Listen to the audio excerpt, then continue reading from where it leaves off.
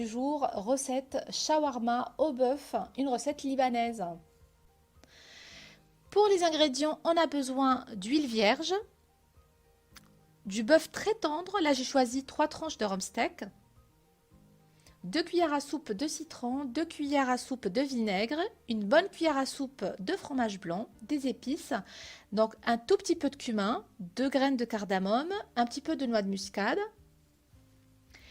un tout petit peu de cannelle, du sel, une demi-cuillère à café de paprika, une demi-cuillère à café d'ail séché, un peu de poivre noir, une demi-cuillère à café de gingembre et enfin du persil, un demi-poivron, une demi-tomate et un demi-oignon.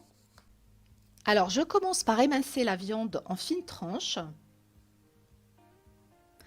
alors environ de cette épaisseur-là,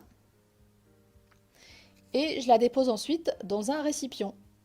Je vais faire la même chose avec l'oignon que je vais émincer finement et je vais le déposer sur la viande.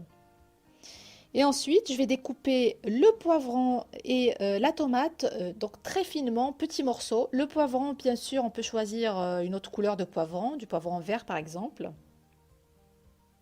Donc je mets tout ça dans le récipient avec la viande. Et je termine par le persil que je vais ciseler très finement.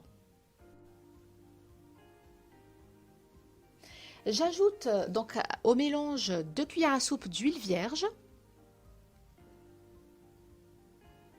le citron et le vinaigre, ensuite les épices, donc sel, cannelle, paprika, poivre noir, de l'ail séché et du gingembre.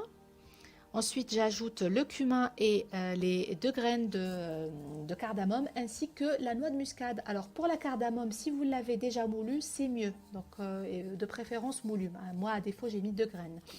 Et ensuite, je termine par donc le fromage blanc et je mélange donc ma viande avec tous les ingrédients.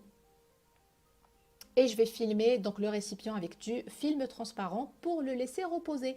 Alors le mieux c'est de laisser reposer une nuit entière pour que la viande s'imprègne bien donc du goût des épices, etc. Après à défaut vous pouvez laisser 2 à 3 heures au frigo. Voilà. Une fois le temps de repos passé, on va faire cuire notre viande tout simplement dans une poêle, rien de plus simple, vous versez dans une poêle chaude et puis vous faites cuire pendant 10 à 15 minutes. La préparation est maintenant terminée. Comme vous l'avez vu, c'est une recette très très simple à réaliser. Vous pouvez l'accompagner d'une salade verte ou du pain pita, voire les deux. Et puis voilà, il ne me reste plus qu'à vous dire à très bientôt sur ma chaîne et n'oubliez pas de vous abonner, commenter et liker. À très bientôt.